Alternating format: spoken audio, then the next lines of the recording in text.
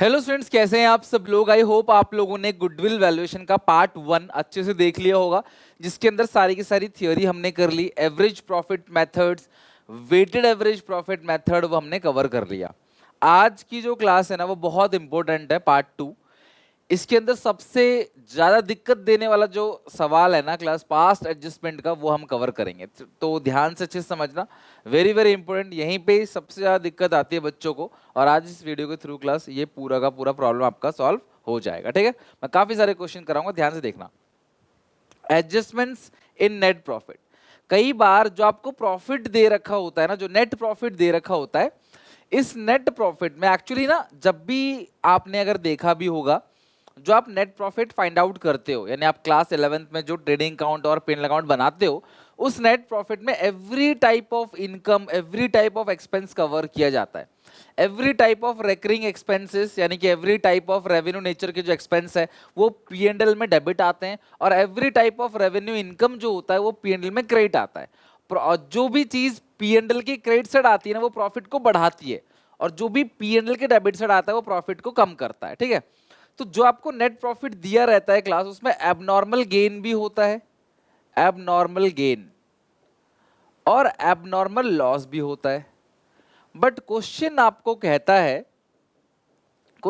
कहता है कि आप गुडविल की जो कैलकुलेशन करोगे, इसमें जो भी प्रॉफिट लोगे ना, वो नॉर्मल प्रॉफिट होना चाहिए। क्या होना चाहिए क्लास? Normal profit. और क्वेश्चन में आपको दिया रहता है नेट प्रॉफिट। बहुत सिंपल वे में बता रहा हूं क्लास, कहीं कोई गलती नहीं होगी। तो जो एबनॉर्मल गेन है ना, वो क्लास नेट प्रॉफिट को बढ़ा देता है। जितने भी एबनॉर्मल गेन होते हैं, कोई भी गेन हो, चाहे नॉर्मल गेन हो चाहे एबनॉर्मल गेन हो, किसी भी प्रकार का जो गेन है वो नेट प्रॉफिट को बढ़ा देता है। तो इसीलिए क्लास एबनॉर्मल गेन को माइनस करेंगे। एबनॉर्मल लॉस ने नेट प्रॉफिट को कम कर दिया होगा, तो क्लास बढ़ाने के लिए इसे प्लस कर देंगे, तब हमारा जो नॉर्मल प्रॉफिट है वो निकल जाएगा।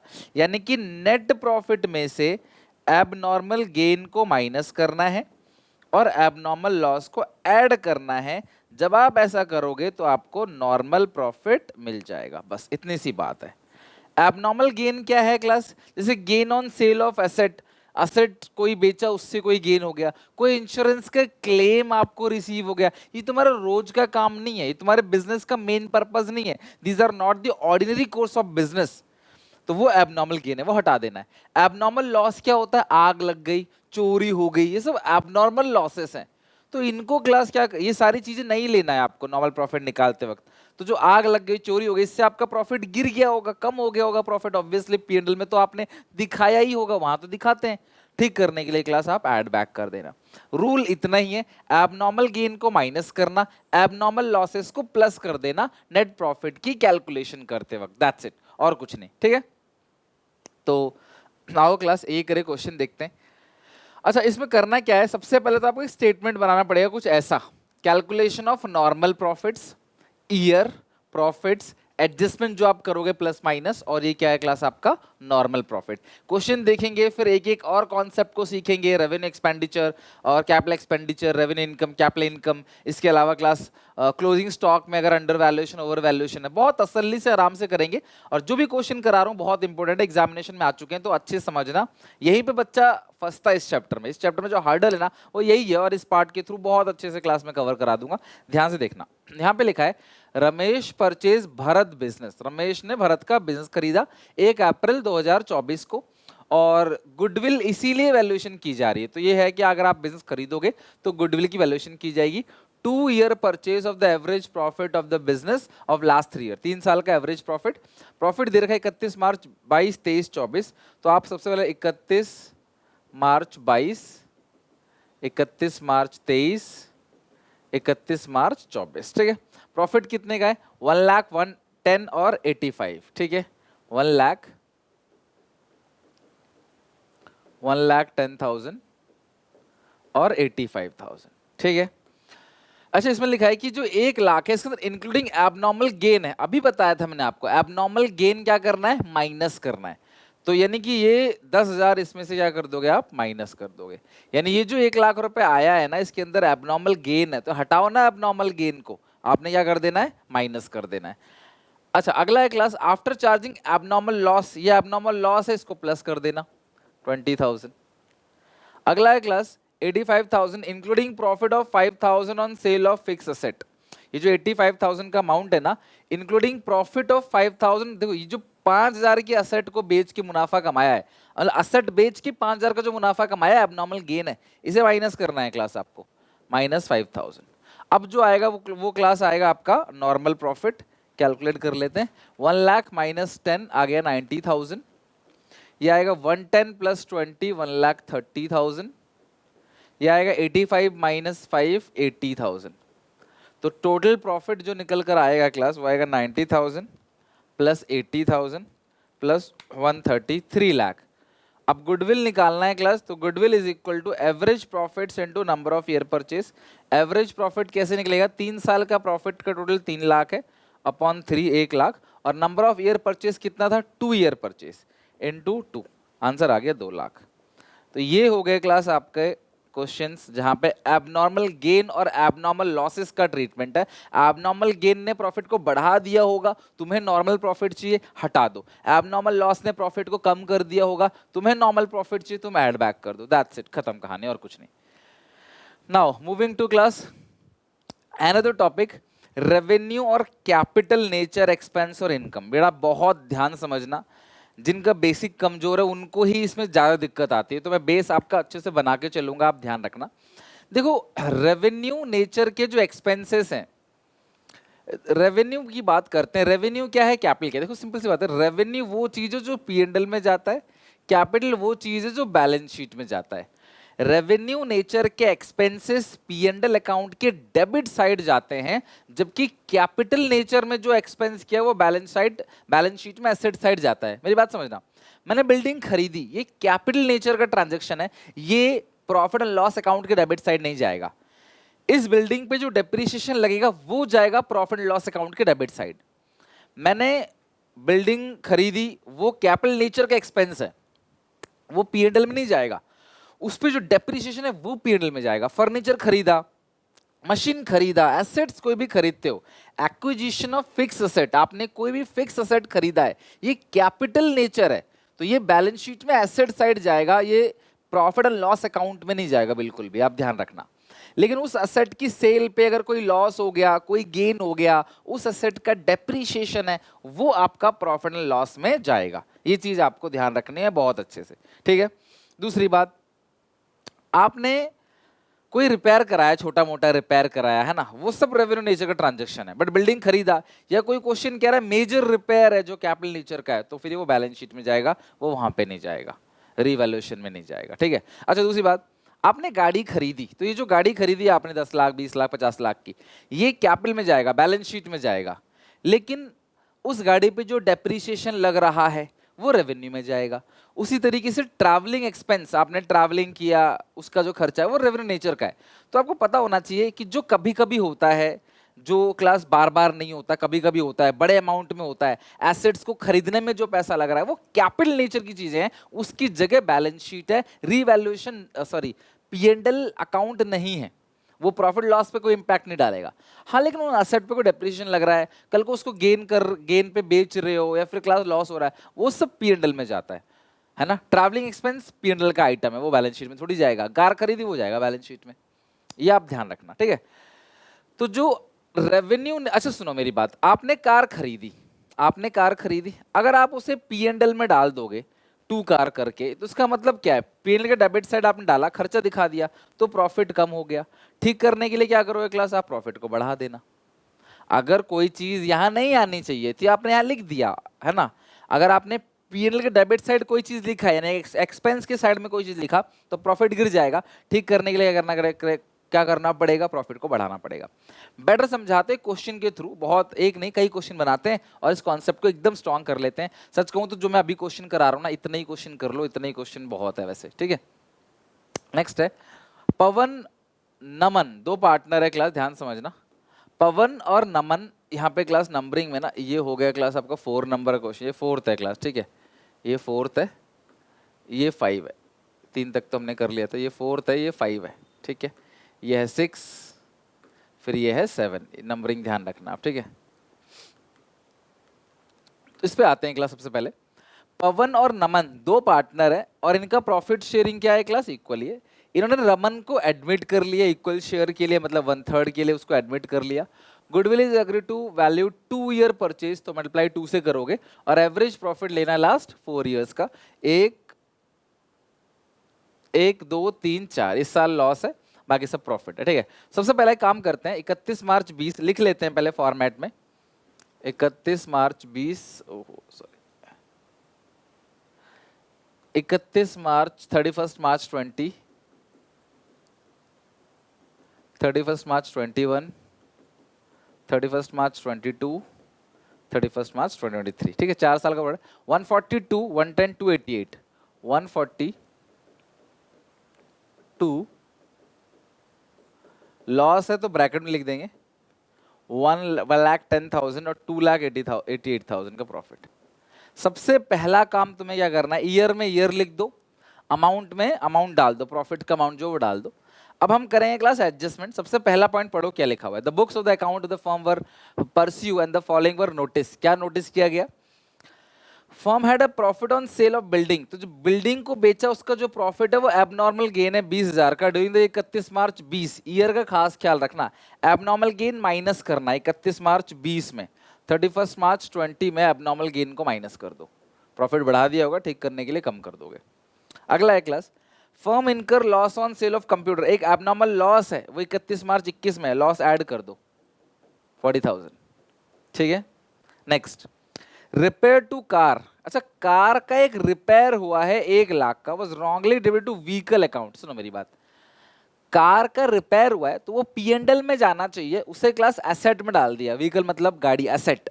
खुद सोचो ना, कार का आपने रिपेयर कराया है तो रिपेयर इज नॉर्मल एक्सपेंस, वो रेकरिंग है, वो रेवेन्यू नेचर का खर्चा है, तो ये P&L में जाना चाहिए। अगर आप रिपेयर को ध्यान से समझना, अगर आप रिपेयर को P&L में डालते, डेबिट साइड डालते, ऑब्वियसली खर्चा है तो आपका प्रॉफिट कम हो जाता। लेकिन इन्होंने क्लास डेबिट साइड नहीं डाला तो आपका प्रॉफिट इसका मतलब ज्यादा है। ठीक करने के लिए 1,00,000 का प्रॉफिट क्लास कम कर दो 21-22 में, ठीक है। 1,00,000 का प्रॉफिट आपने कम कर देना है। आपने जो रिपेयर कराया था ना, कब, 1 जून 21 को, यानी ये एंड कब होता है ईयर, 1 अप्रैल 21 से लेकर 31 मार्च 22 को एंड होगा। तो इस साल आपने एक रिपेयर कराया 1,00,000 का, P&L में लिखा ही नहीं। क्यों नहीं लिखा भैया, खर्चा कर रहे हो तो लिखो ना P&L में, तभी तो प्रॉफिट कम होगा। तो आपने 1,00,000 का प्रॉफिट कम कर दिया, माइनस कर दिया, ठीक है। लेकिन अच्छा 1 जून को, on 1 June 21 depreciation was charge on vehicle 12% per annum on straight line method.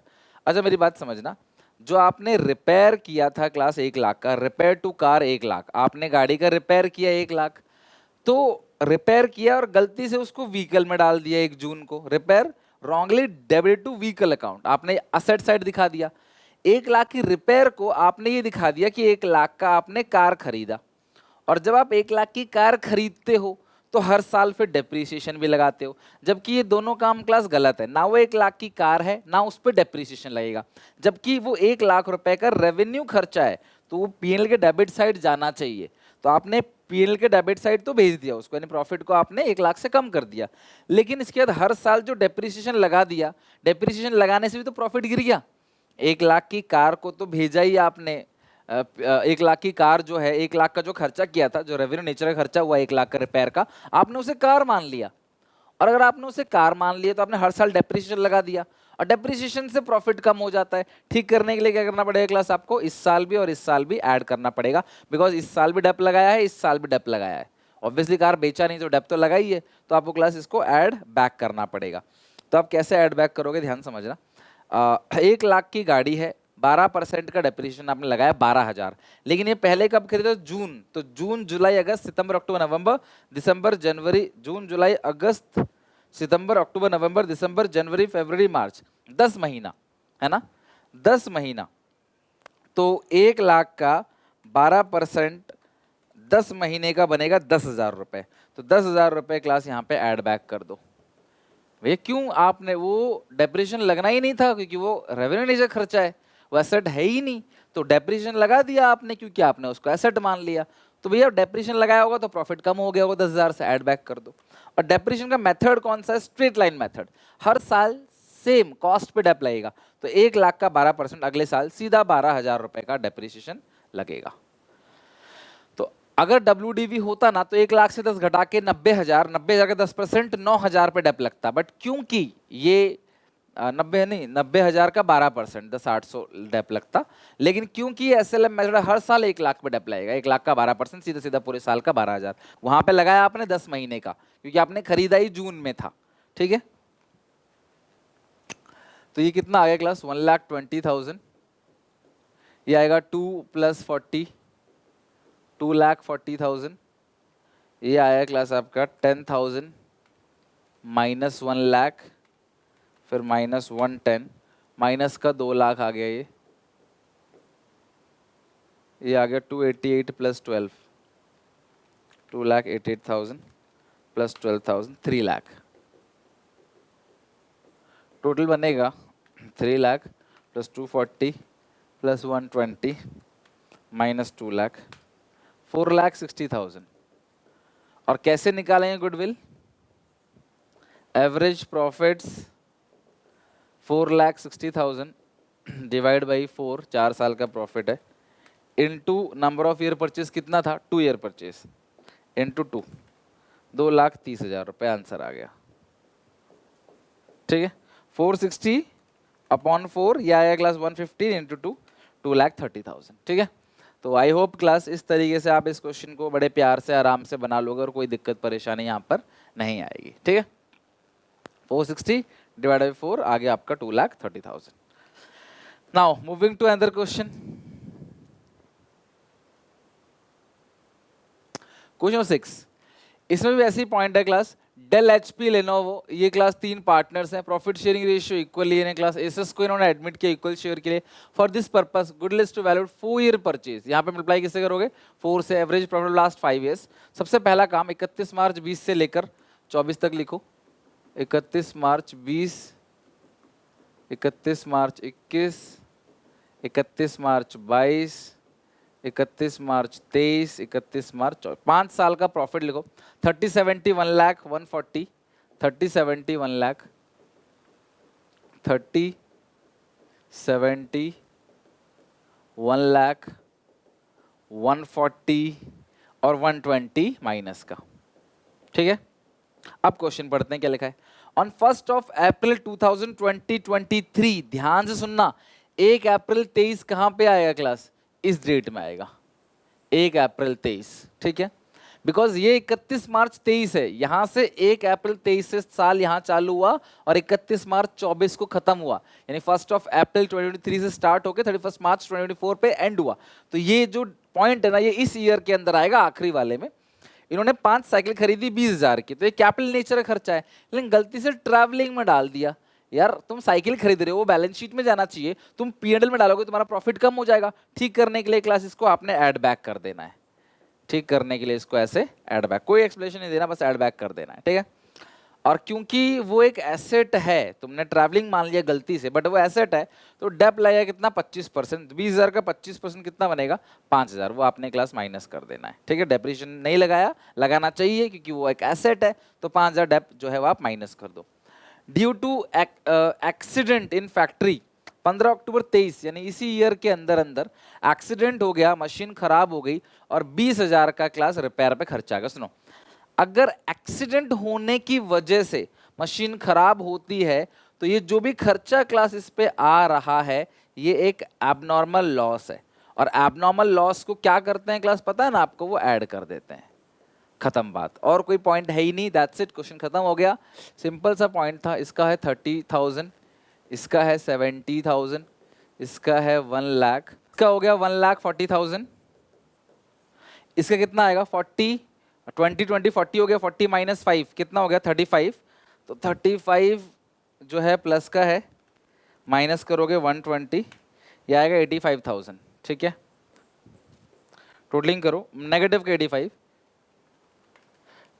30 70 1 lakh plus 1 plus 140 और माइनस करेंगे 85,000, इट्स 2,55,000, 2,55,000, 1 2 3 4 5 साल का है, तो कैसे निकालोगे गुडविल, एवरेज प्रॉफिट यानी कि 2,55,000 डिवाइड बाई 5, तो जो कि बनता है class 51,000 into number of year purchase, number of year purchase, number of year purchase check करो क्लास कितना है, ये रहा ना, नंबर ऑफ ईयर परचेज है 4 ईयर परचेज है, ठीक है, 4 ईयर परचेज है, 4 ईयर परचेज 2,04,000, ठीक है, ये आ गया आपका क्लास कितना 2,04,000।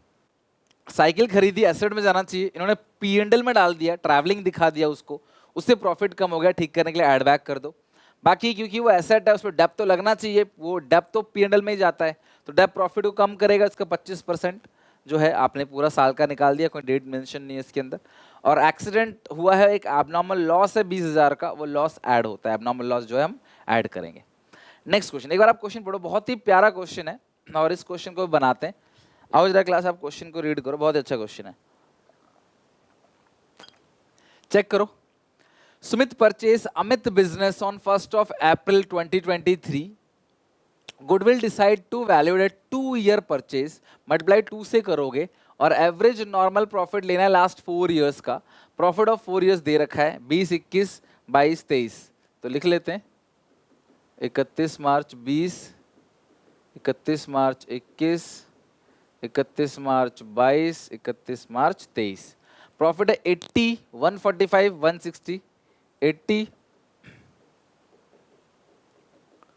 145, 160 और 2 लाख, ये हो गया। अच्छा, इसके लिए पहला पॉइंट, एबनॉर्मल लॉस जो है वो 20,000 का है ना, वो P&L में डेबिट साइड दिखा दिया, ठीक कर दो, एबनॉर्मल लॉस ने प्रॉफिट को कम कर दिया होगा, बढ़ा देंगे 20,000 रुपए, 31 मार्च 20 ऐड कर दोगे, क्योंकि ज्यादातर एबनॉर्मल लॉस वाला ही आता है। अगला है फिक्स असेट है जो बेचा है ना, 31 मार्च 21 यानी इस साल को, ये गेन है, तो ये एबनॉर्मल गेन है, ये माइनस कर देना है क्लास आपको 25,000। नेक्स्ट है इन द ईयर 31 मार्च 22, इस ईयर में एसेट्स जो है वो इंश्योर नहीं कराया, अनदेखा कर दिया, लेकिन insurance premium was not paid. सुनो मेरी बात, क्वेश्चन कह रहा है कि 31 मार्च 22 को इंश्योरेंस प्रीमियम अनदेखा कर दिया, नहीं पे करा। यार एक बात बताओ, अगर मैं इंश्योरेंस का प्रीमियम नहीं पे करूंगा तो क्या मुझे देना नहीं पड़ेगा, वो प्रॉफिट कम नहीं करेगा? अक्रूवल कॉन्सेप्ट के हिसाब से अकाउंटिंग चलती है, आप नहीं पे करोगे तो आपको बाद में देना पड़ेगा, देना तो है ही। और अकाउंटिंग जब भी करते हैं हम सारा एक्सपेंस घटाते हैं, चाहे वो क्लास पेड हो चाहे अनपेड हो, तो जो भी इनकर है, तो यहाँ पे एक्सपेंस इनकर हो गया 31 मार्च 22। देखो ये एक नॉर्मल एक्सपेंस है, insurance premium is not an abnormal expense, it is a normal expense, daily basis पे, मतलब कि ईयरली बेसिस पे करना ही करना है। और इन्होंने वो लिया नहीं तो लो, अगर गलती करते तो रिवर्स करते, लेकिन उन्होंने लिया ही नहीं इंश्योरेंस प्रीमियम को 22 में, तो यहाँ पे क्लास आपको लेना पड़ेगा, इंश्योरेंस प्रीमियम माइनस करना पड़ेगा, भले आपने पेड नहीं किया, बट आपको प्रॉफिट, नॉर्मल प्रॉफिट निकालते वक्त तो वो माइनस करना है। तो ये आ गया आपका 1 लाख, 145 में से 20 जाएगा तो 120, 160 में से जाएगा तो 145, ये 2 लाख है। इस साल तो कोई गलती की ही नहीं, लास्ट वाले ईयर में लिखा ही नहीं कुछ। 2 लाख, 1,45,000, 1,20,000 और 1 लाख, ये हो गया 5,65,000। तो गुडविल कैसे निकालोगे आप? 5,65,000 डिवाइड बाई 4, 3 नहीं 4 है क्लास, सॉरी 4 साल है ना, 1 2 3 4, और नंबर ऑफ ईयर परचेज कितने देखा है? 2 ईयर परचेज इंटू 2, कुल मिलाकर 2 1 2, 2 2 4, इसका आधा कर दो, 2,82,500, ये आ गया क्लास आपका आंसर 2,82,500, ठीक है। ये हो गई क्लास आपके पास एडजस्टमेंट, जितने भी क्लास क्वेश्चन बन सकते थे हमने डिस्कस कर लिया। एक छोटी सी चीज और है, उसको डिस्कस करके हम खत्म करते हैं क्लास, इस टॉपिक को पूरी तरीके से, फिर capitalisation method, super profit method वो पढ़ेंगे। मेरी बात ध्यान समझना, आपने ट्रेडिंग अकाउंट बना रखा है, ठीक है, ध्यान समझना, मैं ट्रीटमेंट भी लिखवाऊंगा आपको। ट्रेडिंग अकाउंट 31 मार्च 23 और ट्रेडिंग अकाउंट 31 मार्च 24। सुनो, यहां पे आता है ओपनिंग स्टॉक और यहां पे आता है क्लोजिंग स्टॉक। मान लो ये 4 है, ये 6 है, तो 2 ग्रॉस प्रॉफिट कितना आएगा? 2 ग्रॉस प्रॉफिट 2 आएगा। लेकिन गलती से, अगर आपने ध्यान से समझना, गलती से आपने क्लोजिंग स्टॉक को बढ़ा दिया, क्लोजिंग स्टॉक ओवर वैल्यूड, आपने क्लोजिंग स्टॉक को बढ़ा दिया, 6 की जगह 7 कर दिया, तो तुम्हारा प्रॉफिट भी जगह 7 में से 4, 2 की जगह क्या आ जाएगा 3। तो अगर तुम क्लोजिंग स्टॉक बढ़ाओगे तो तुम्हारा जो प्रॉफिट है वो बढ़ जाएगा, अगर तुम क्लोजिंग स्टॉक बढ़ाओगे तुम्हारा प्रॉफिट बढ़ जाएगा। तो क्वेश्चन कहता है क्लोजिंग स्टॉक बढ़ा दिया तो तुम्हारा प्रॉफिट ही बढ़ गया, ठीक करने के लिए क्या करना है क्लास, आपको प्रॉफिट को कम करना है।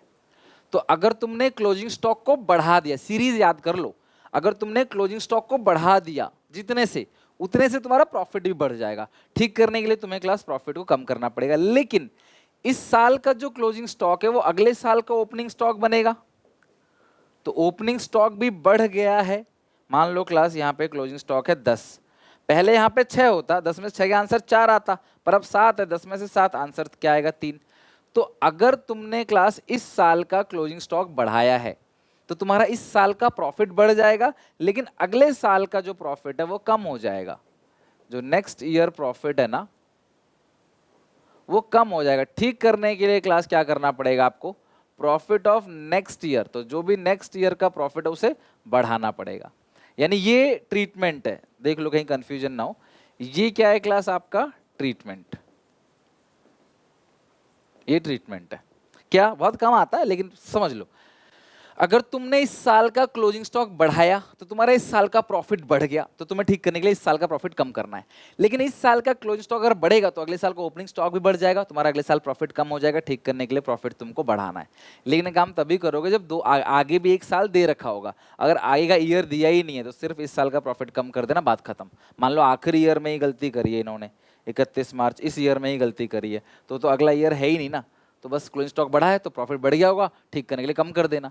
अच्छा, इसका रिवर्स, अगर क्लोजिंग स्टॉक कम किया है तो क्या करोगे, if closing stock under valued, complicated है 11th के में अगर अच्छे से नहीं पढ़ा तो दिक्कत आएगी। अगर क्लोजिंग स्टॉक अंडर वैल्यू है, तुमने यहाँ पे 5 की जगह 4 दिखा दिया, 6 की जगह 5 दिखा दिया, तो तुम्हारा प्रॉफिट भी कम हो जाएगा। तो अगर तुमने क्लोजिंग स्टॉक अंडर वैल्यू किया है तो तुम्हारा प्रॉफिट करेंट ईयर का कम हो जाएगा, ठीक करने के लिए क्या करोगे क्लास, प्रॉफिट को बढ़ा दो। लेकिन तुमने क्लोजिंग स्टॉक कम किया है तो अगले साल भी कम होगा, 10 में से 5 गया 5, तुम्हारा अगले साल प्रॉफिट बढ़ जाएगा, नेक्स्ट ईयर का प्रॉफिट क्या हो जाएगा, बढ़ जाएगा। तो अगर तुमने क्लोजिंग स्टॉक कम दिखा दिया तो तुम्हारा प्रॉफिट करेंट ईयर कम हो जाएगा और अगले साल का प्रॉफिट बढ़ जाएगा। ठीक करने के लिए करेंट ईयर का प्रॉफिट बढ़ा दो और अगले साल का जो प्रॉफिट है वो आप कम कर दो। ये ट्रीटमेंट है, बिल्कुल उसका उल्टा।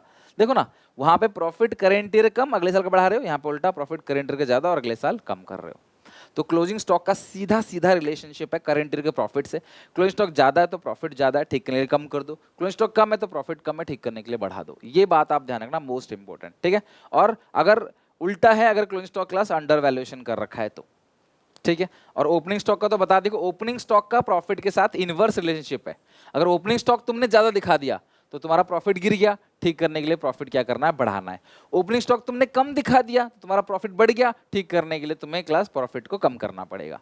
ये बात आप ध्यान रखना। ओपनिंग स्टॉक में सेम ईयर में ट्रीटमेंट होता है, बट क्लोजिंग स्टॉक में अगर अगला साल है तो अगले साल भी अपोजिट ट्रीटमेंट होगा।